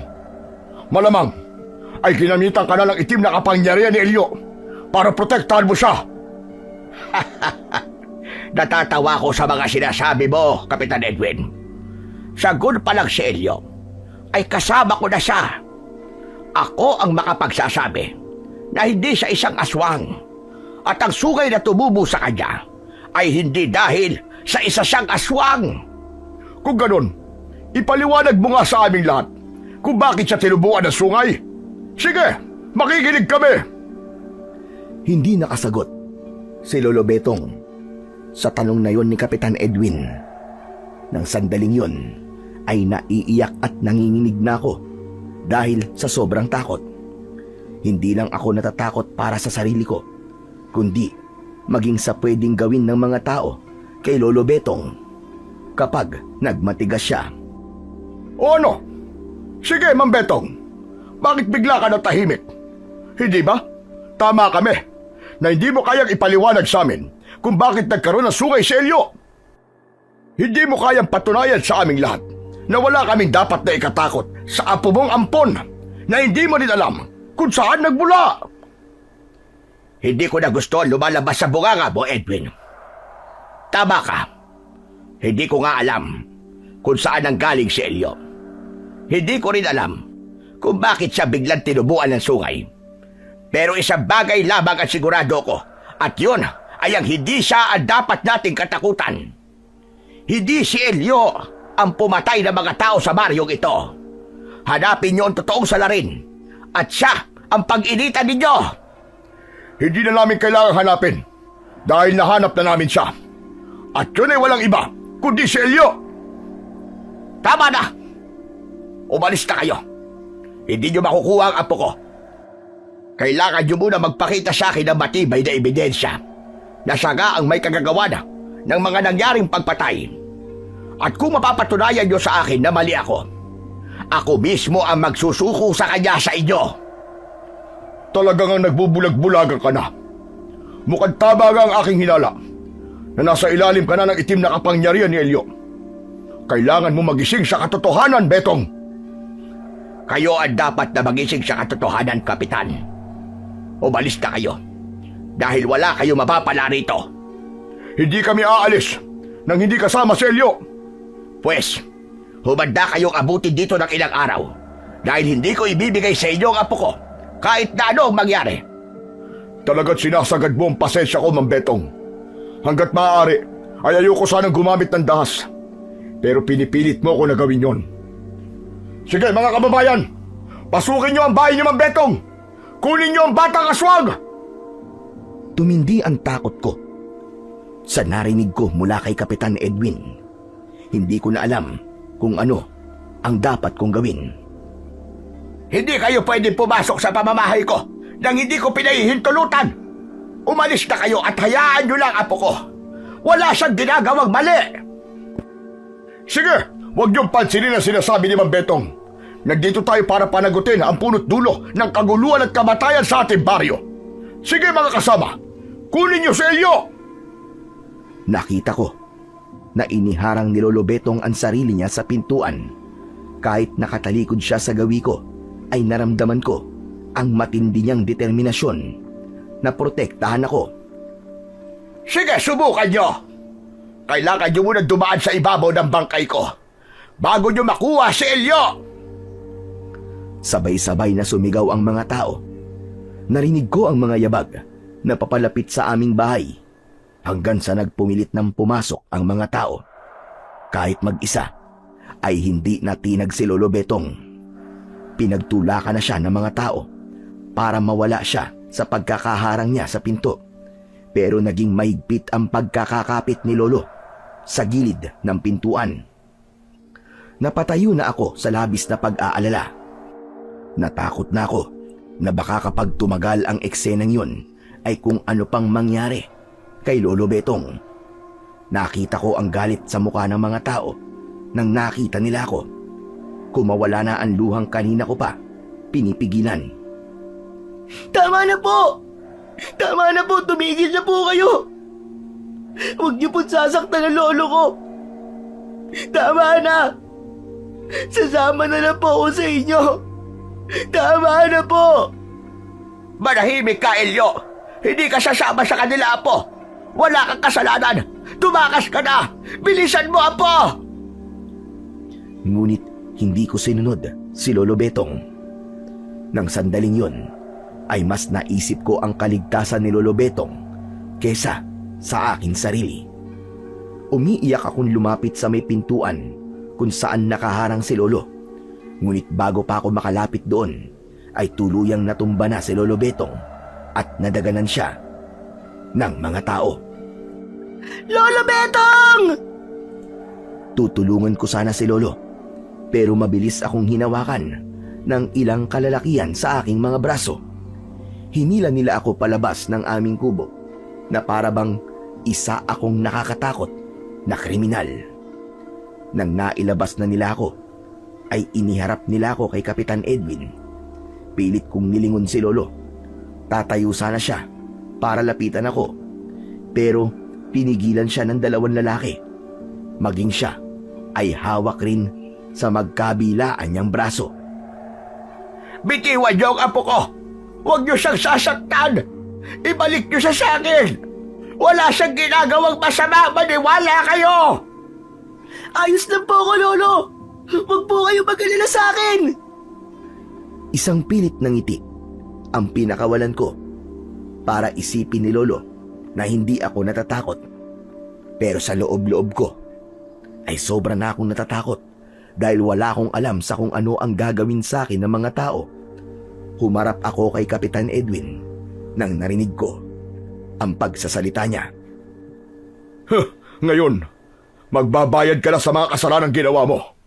Hindi ko akalain na ang batang kagaya mo pa ang magdadala ng karumal-dumal na kamatayan sa baryong pinoprotektahan ko. Kapitan Edwin, maniwala po kayo sa akin. Hindi po akong pumapatay. Hindi po ako ang aswang. Kahit anong sabihin mo, ay hindi na ako maniniwala. Yang sungay na nasa noo mo ay isang matibay na ebidensya na isa kang aswang o kung anumang kampon ng kadiliman. At sigurado kami na ikaw din ang pumapatay sa baryong ito. Lubayan niyo ang apo ko. Pakawalan niyo na siya. Magsisisi kayo sa ginagawa niyong ito dahil nagkakamali kayo ng taong pinaparusahan. Walang kinalaman si Elio sa mga patayang nangyayari rito. Kaya't pakawalan niyo siya. Maawa na kayo sa bata. Huwag mo nang sayangin pa ang laway mo, Mang Betong.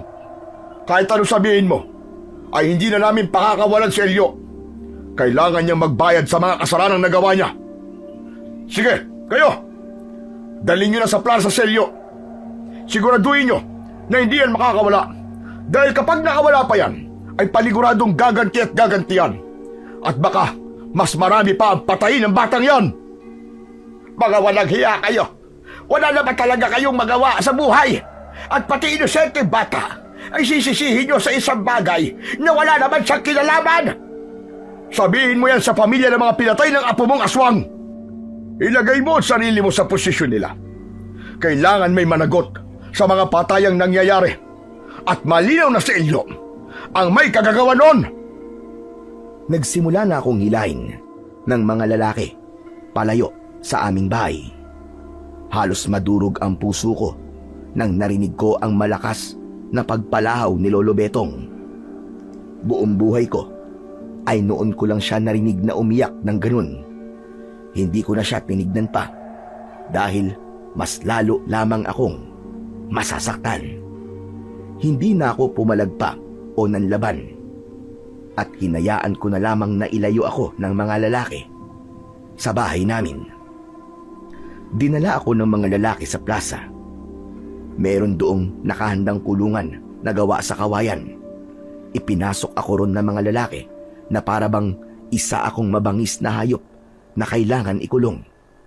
Inilagay ng mga lalaki ang isang kadena sa pinto ng kulungan at nilagyan yun ng malaking kandado. Dahil mababa ang kulungan, ay hindi ako maaaring tumayo. Nakaupo lang ako sa lupa. Maya-maya pa ay lumapit si Kapitan Edwin sa akin at tinignan niya ako na parabang isa akong walang kwentang bagay. Magpasalamat ka. Dahil napagkasunduan namin na ikulong ka dyan habang buhay. Hindi sapat na patayin ka lang namin dahil matatapos kagad ang paghihirap mo.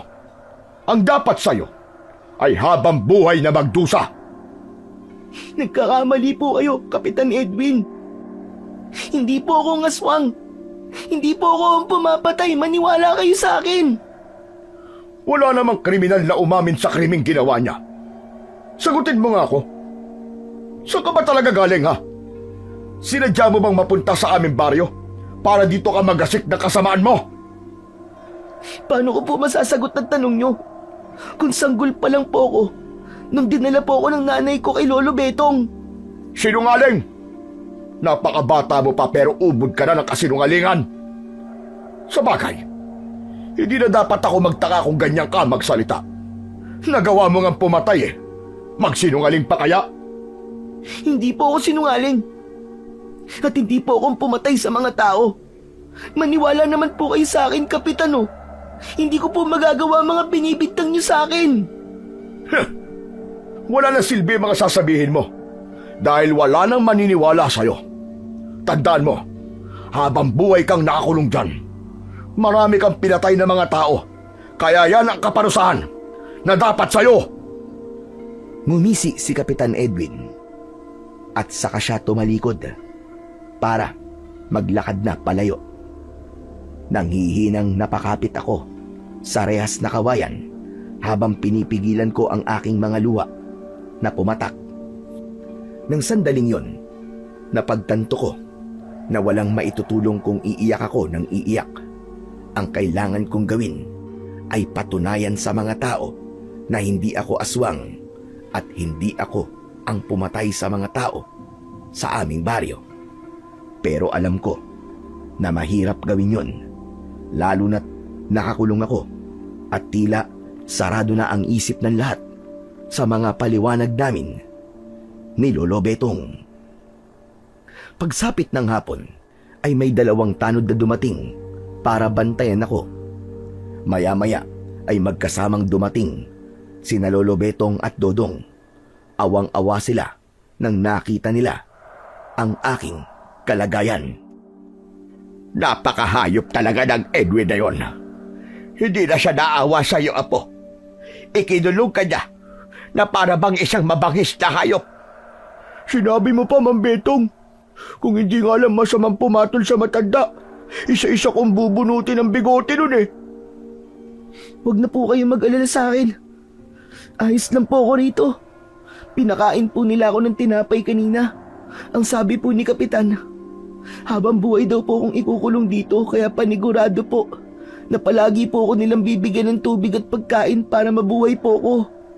Kahit na, hindi ka dapat nakakulong dito, apo. Wala kang kasalanan. Kung sino man ang aswang na pumapatay, ay malamang malaya pa sa sandaling ito. Pero huwag kang mag-alala, Elio. Nagawa ko ng paraan para mapatunayan sa lahat, at lalo na kay Kapitan Edwin, na wala kang kasalanan, apo. Lolo, parang awa niyo na po. Tama na. Huwag niyo na pong awayin si Kapitan. Baka po kasi kung ano pang gawin nila sa inyo eh. Hindi ko na kailangan kumilos o makipagtalo pa sa kanya para patunayan na hindi ka isang aswang, apo. Sigurado ko na mamayang gabi o sa mga susunod na gabi ay aatake ulit ang aswang na siyang mambibiktima.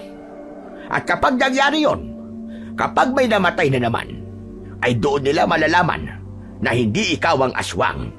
Dahil kung magpapatuloy pa rin ang pagpatay at nakakulong ka rito, ay doon natin mapapatunayan na wala kang kasalanan. Kinilabutan ako sa sinabing yun ni Lolo Betong. Bumigat ang pakiramdam ko dahil kailangang may mga buhay na mawala para lamang mapatunayan ko na inosente ako. Ngunit ang bagay na yon ay hindi ko na kontrol dahil hanggang sa sandaling yon ay malaya pa rin ang totoong salarin sa patayang nangyayari sa aming baryo. Nang iwanan na ako ni Lolo Betong at Dodong ay umupo ako sa isang sulok ng kulungan. Nakayakap ako sa mga binti ko at tahimik akong nagdasal sa Panginoong Diyos na sana ay matapos na ang lahat ng yon. Nagulat ako nang may isang bato na tumama sa kulungan. Pag-angat ko ng aking muka ay nagulantang ako nang makita ko ang mga taong nasa harapan ko. May hawak silang mga bato at bakas sa mukha nila ang matinding galit. May mga sumigaw at tinawag akong salot at aswang. Maya-maya pa, pinaulanan nila ako ng bato. Doon na ako tuluyang napaiyak dahil sa sobrang takot. May mga batong hindi tumama sa akin dahil sa rehas na kawayan yon tumama. Pero meron ding mga bato na nakalusot at tumama sa iba't ibang parte ng aking katawan. Tama na! Tama na po! Tama na! Maawa na po kayo sa akin! Tama na po! Tila bingi ang mga tao sa pakiusap at pag-iyak ko. Patuloy lang sila sa pagbato sa akin. Hindi ko na alam kung gaano ako katagal sa ganoong sitwasyon hanggang sa tumigil na ang mga tao at umalis sila na para bang walang nangyari. Kinagabihan, tanging tubig lang ang ibinigay sa akin. Hindi na ako nagreklamo dahil alam kong kahit na anong sabihin ko sa mga nagbabantay sa akin ay hindi naman nila ako pakikinggan. Kaya wala na akong nagawa kundi ang tiisin ang gutom na nararamdaman ko. Humiga ako sa malamig na lupa at namaluktot ako upang kahit papano ay mabawasan ang lamig na aking nararamdaman. Habang pinipilit kong makatulog, ay paulit-ulit akong nagdasal sa utak ko Ipinagdasal ko sa Panginoong Diyos na sana ay malaman na ng mga tao na wala akong kasalanan sa nangyayaring patayan sa aming baryo. Nang dahil sa labis na pagod, ay unti-unting bumigat ang talukap ng aking mga mata. Hanggang sa tuluyan na akong pumikit. Pero wala pang 1 minuto simula nang pumikit ako, ay narinig ko na nag-uusap ang 2 tanod na nagbabantay sa akin. Narinig ko na tinanong ng 1 tanod sa kasama niya kung nakita ba nito yung anino na gumalaw sa likod ng 1 puno. Bago pa makasagot ang tinanong na tanod, ay lumabas mula sa puno ang 1 nilalang na may nakakatakot na anyo. Para siyang 1 halimaw na may mahahabang sungay. Nanlilisik ang mapupula niyang mga mata na animo ay nagbabagang bolang apoy. Malaki ang kanyang katawan na punong-puno ng itim na balahibo. Meron siyang matutulis na mga kuko at pangil. Sigurado ko na yon ang aswang na sumasalakay sa aming baryo. Napasiksik ako sa 1 sulok ng kulungan dahil sa labis na takot, habang ang 2 tanod ay nagkaroon ng alinlangan kung lalabanan ba nila ang aswang. Nang malakas na sumigaw ang aswang, ay takot na tumakbo ang mga tanod. Teka, sandali lang po! Huwag niyo po akong iwanan dito! Bumalik po kayo! Bumalik po kayo! Nanlaki ang mga mata ko nang naglakad papalapit ang aswang sa kulungan. Mas lalo kong napasiksik sa sulok at inisip ko na yun na ang aking magiging katapusan.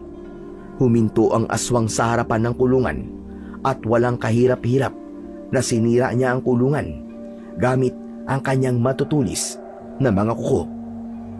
Puno ng takot na tinignan ko ang aswang. Parang awa niyo na po, mga aswang. Huwag niyo po ako papatayin. Maawa na po kayo sa akin. Walang imik na hinawakan ako ng aswang at isinampay niya ako sa kanyang balikat. Nagsimula akong magwala at nagpumiglas. Pinagsususuntok ko ang likod ng aswang pero wala yung epekto sa kanya. Pakawalan niyo ako! Pakawalan niyo ako! Parang awa niyo na! Pakawalan niyo ako! Alam kong walang silbi ang pagmamakaawa ko na yun. Pero nang sandaling yun kasi, ay hindi ko na alam ang gagawin ko. Hanggang sa mabilis na tumakbo ang aswang palayo, habang bitbit niya ako sa kanyang balikat na para bang isakon-sako ng bigas. Napakabilis niyang tumakbo at hindi ko na namalayan na nasa loob na pala kami ng gubat na matatagpuan sa dulong parte ng aming baryo. Makalipas lamang ang ilan sandali, ay huminto na sa pagtakbo ang aswang. Hanggang sa ibinaba niya na ako sa tabi ng 1 puno. Tatakbo sana ako para tumakas, pero mabilis niyang nahawakan ang aking braso at isinalya niya ako pabalik sa tabi ng puno. Mamang aswang, kung papatayin niyo po ako, patayin niyo na po ako. Pero, pwede po mabilisan niyo ang pagpatay niyo po sa akin?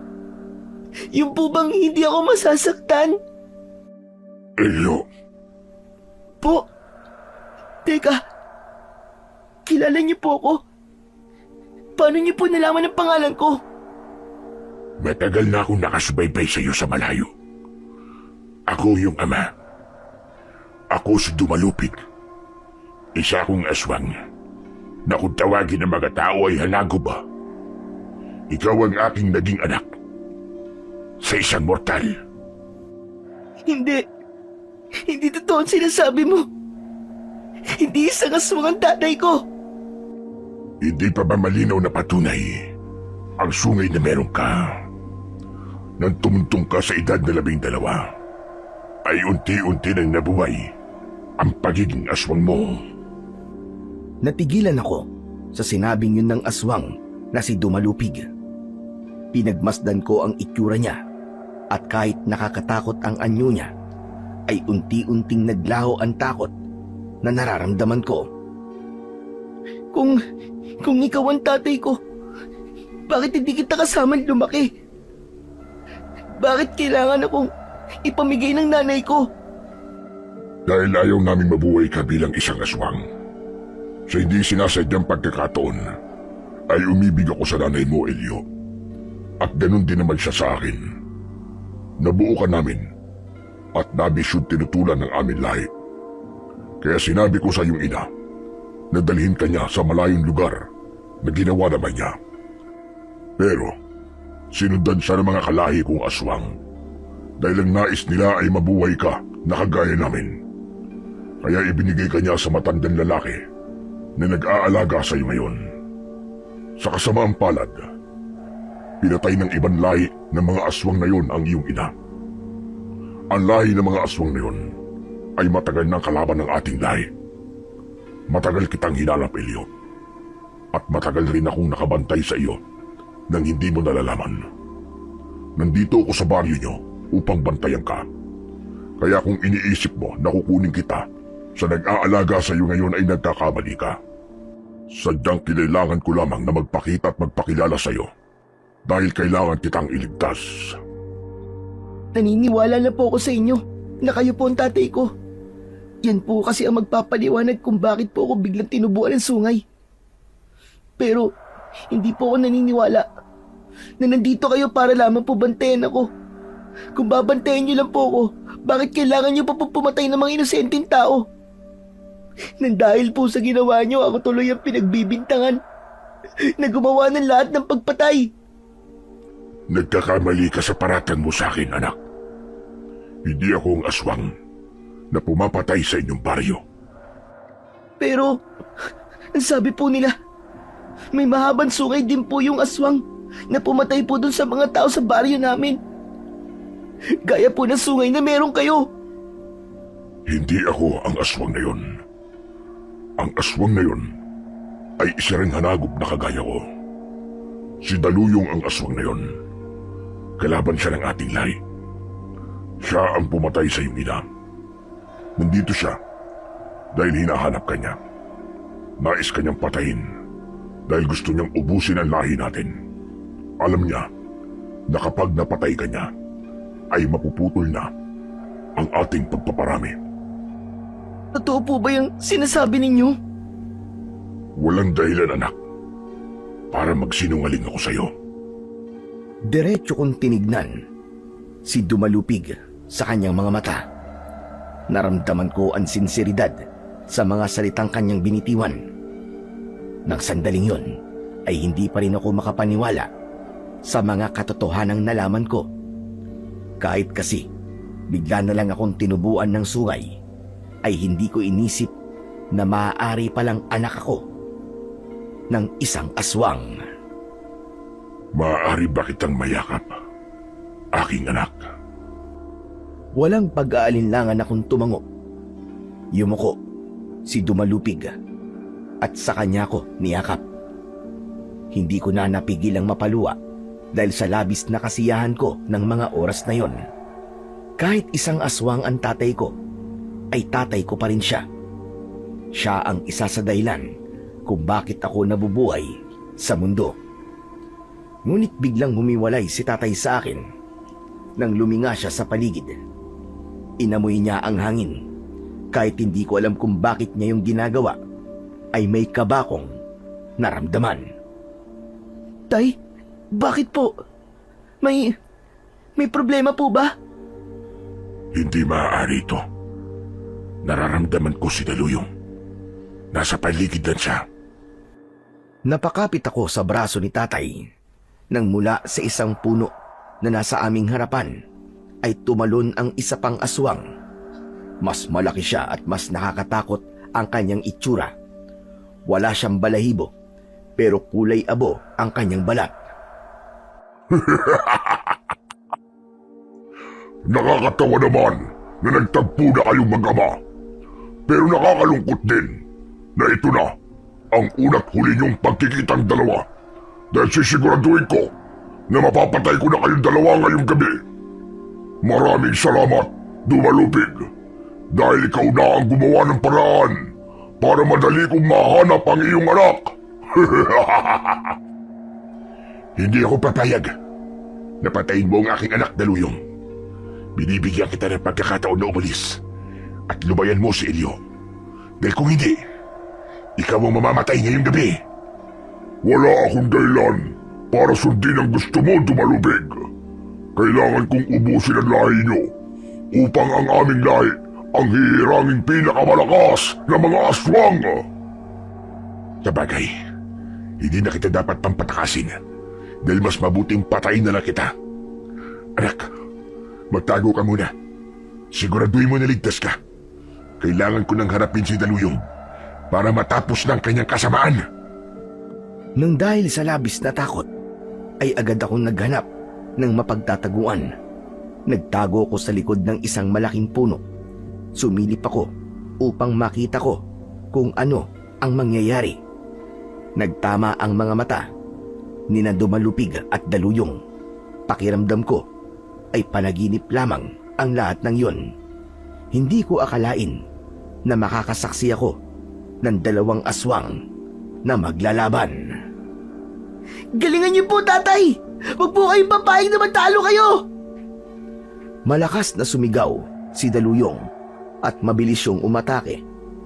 Sa sobrang bilis niya ay parang kumurap lang ako at nasa harapan na niya si Dumalupig. Isang malakas na suntok ang pinakawalan niya at tumama yun sa dibdib ng tatay kong aswang. Naglaho si Daluyong at sa isang kisap mata ay nasa likod na siya ni Dumalupig. Isang malakas na sipa ang pinakawalan niya na naging dahilan para mapasubsob sa lupa ang tatay ko. Agad namang tumayo si Dumalupig at sinunggaban niya ang kanyang kalaban. Kinagat niya yun sa leeg at saka malakas na ibinalibag sa lupa. Nakangising tumayo si Daluyong habang matiim na nakatingin sa tatay ko na si Dumalupig. Malakas ka ngayon, pero wala pa rin papantay sa lakas ko. Muling sumugod si Daluyong at sa pagkakataong yun ay nagawa niyang kagatin sa balikat si Dumalupig. Ngunit hindi nagpatalo ang tatay ko at nakipagpalitan siya ng pag-atake hanggang sa bumaon ang matutulis na kuko ni Daluyong sa dibdib ni Dumalupig. Nang hugutin nito ang mga kuko niya ay napaluhod sa lupa ang tatay ko. Nakita mo na, mas malakas pa rin ako kumpara sa'yo, Dumalupig. Huwag kang mag-alala, dahil sa sandaling mapatay na kita, ay isusunod ko kagad sa'yo ang iyong anak upang sa impyerno na kayo magkikita. Itinaas ni Daluyong ang kanyang mga kamay para muling itarak kay tatay ang mga kuko niya. Nang sandaling yon ay naramdaman ko ang matinding kagustuhan na iligtas ang tatay ko. Hindi ako papayag na mamatay siya sa kamay ni Daluyong. Kaya naman, lumabas ako sa aking pinagtataguan at unti-unting bumangon ang galit sa aking puso. Tatay! Matapos kong sumigaw, ay naramdaman ko na humaba ang aking sungay. Mabilis na nagbago ang aking anyo hanggang sa tuluyan na akong naging aswang. Nang lumingon si Daluyong sa akin, ay mabilis akong tumakbo palapit sa kanya. Tumalon ako ng napakataas at sinunggaban ko si Daluyong sa kanyang likod.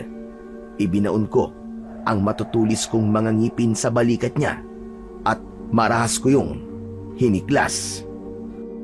Malakas naman na napasigaw si Daluyong dahil sa matinding sakit. Pero hindi pa ako natapos doon. Mabilis akong lumipat sa harapan ni Daluyong at sa isang iglap ay nagawa kong laslasin ng napakalalim ang leeg niya gamit ang aking matutulis na kuko na animo ay parang singtalim ng labaha. Bumagsak ang katawan ni Daluyong na wala ng buhay at halos humiwalay na ang ulo niya. sa kanyang katawan. Habang habol ko ang aking paghinga, habang unti-unting lumiliit ang aking sungay, ay bumalik na ako sa pagiging tao. Nang humarap ako sa tatay ko, ay nasaan yung tao na ako. Agad ko siyang tinulungan na makatayo. Maraming salamat sa pagliligtas mo sa aking buhay, anak. Hindi ako makapaniwala na sa ganyang edad mo ay ikaw na ang papatay kay Daluyong. Kahit ako po, Tay. Hindi rin po ako makapaniwala sa nagawa ko. Naramdaman ko po kasi na kailangan ko po kayong iligtas. Siguro po, yun ang nagtulak sa akin para maging matapang at mailabas ko po kung sino po talaga ako. Pero Tay, ibig po ba sabihin ay isa na po kong ganap na aswang? Huwag kang mag-alala, anak. Dahil hindi buo ang dugo ng aswang na nananalaytay sa'yo. Ang mga gaya mo ay may kakayang mamili kung paano ka mabubuhay. Pero alam ko na nais mong mabuhay bilang isang tao. Kaya may isang bagay akong ipagkakaloob sa iyo. Inilahad ni tatay ang kanyang palad at nakita ko ang isang itim na bato. Ito ay isang mahiwagang bato, anak, na kailangan mo lulukin. Mananatili ito sa loob ng iyong katawan habang ikaw ay nabubuhay. Ang batong ito ay bibigyan ka ng kakayahan na kontrolin ang iyong pagiging aswang.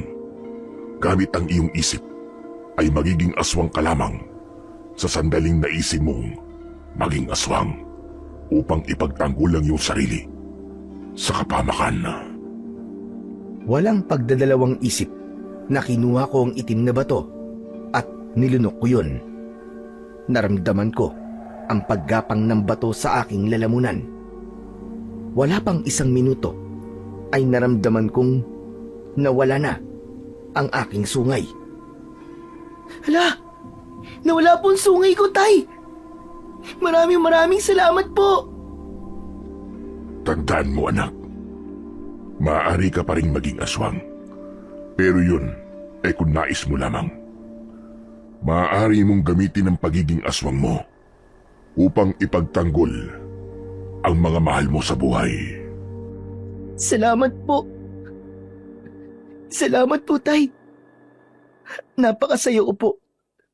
Kasi nakilala ko na po kung sino ang tatay ko. Sayang nga lang po. Kasi wala na po si nanay. Naniniwala ako, anak, na kung nasan man ang iyong ina, ay masaya siya dahil nabubuhay ka sa paraang gusto namin. Pero Tay, may problema pa po ako eh. Iniisip po kasi ng mga tao na ako po ang aswang na pumapatay po sa aming baryo. Hindi nagsalita si tatay. Sandali siyang tumahimik. Nilapitan niya ang walang buhay na katawan ng aswang na si Daluyong at tuluyan niyang pinugot ang ulo nun. Heto, anak. Kunin mo ang ulo ni Daluyong. Ipakita mo ito sa mga tao sa inyong lugar. Sabihin mo na ikaw ang pumatay dito. Nang sa ganun ay mapatunayan mo sa lahat na wala kang kinalaman sa mga patayang nangyari sa inyong lugar. Magandang ideya nga po yan, Tay. Salamat po. Sige na, anak. Bumalik ka na sa inyong baryo.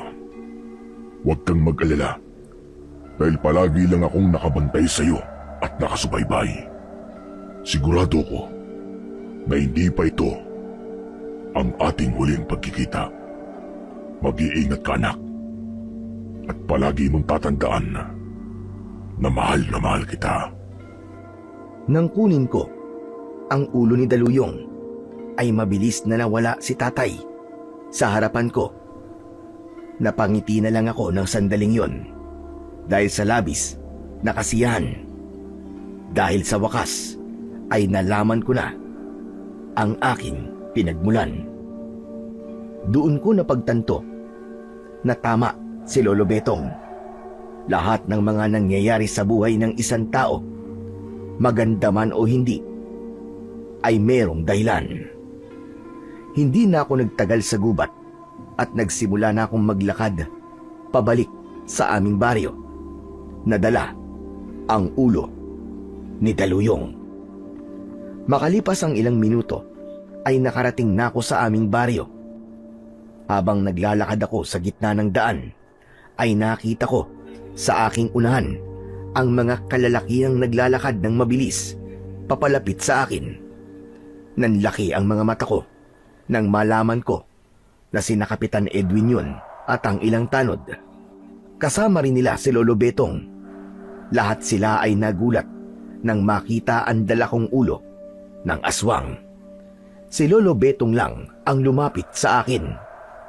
Diyos ko, salamat sa Diyos at ligtas ka, Apo. Nang malaman ko na may isang aswang ang kumuha sa iyo, ay agad ako sumama kina Kapitan sa paghahanap sa iyo. Wala na po ang aswang na kumuha sa akin, Lolo.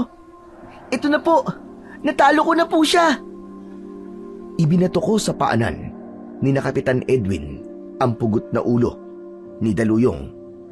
Sinabi ko na lang sa kanila na yun ang ulo ng aswang na kumuha sa akin upang hindi na sila magtanong pa. Elio, iho, patawarin mo kami kung inisip namin na ikaw nga ang aswang na pumapatay sa baryo natin. Nang kunin ka ng aswang na yon, ay doon lang namin napagtanto na nagkamali kami.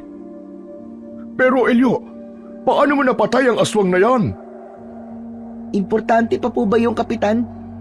Ang mahalaga po ay patay na po ang aswang at wala na po siyang mabibiktima pa. Lo, umuwi na po tayo. Gusto ko na po magpahinga. O sige. Pero Apo, ang sungay mo, paanong nawala ang sungay mo? Mahabang kwento po, Lo.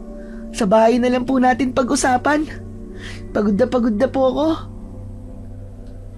Nagsimula na kaming maglakad ni Lolo Betong pauwi sa aming bahay. Hindi maalis ang ngiti sa akin labi dahil sa mga nangyari sa gabing yun. Nakakapagod, pero mas lamang ang aking kasiyahan dahil bukod sa napatunayan ko na sa lahat na hindi ako ang aswang na pumapatay ng mga tao sa aming baryo, ay nakilala ko rin ang aking totoong ama. Nang makauwi na kami ni Lolo Betong, ay ikinuwento ko sa kanya ang lahat ng nangyari. Ipinaalam ko rin sa kanya kung sino ba talaga ako at kung saan ako nagmula.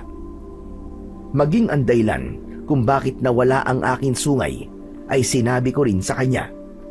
At sa kabila ng mga nalaman ni Lolo Betong, ay buong puso niya pa rin akong tinanggap at sinabi niya na walang magbabago sa pagkakakilala niya sa akin at sa kanyang pagmamahal. Sa mga sumunod na araw ay naramdaman ko ang paghanga ng mga tao sa akin dahil alam nila na ako ang pumatay sa aswang, at nang dahil sa mga nangyari ay natutunan nila na hindi hadlang ang itsura ng isang tao para gumawa siya ng kabutihan. Hindi rin dapat hinuhusgahan ang isang nilalang base sa panlabas na anyo, dahil ang tunay na mahalaga ay meron siyang mabuting kalooban.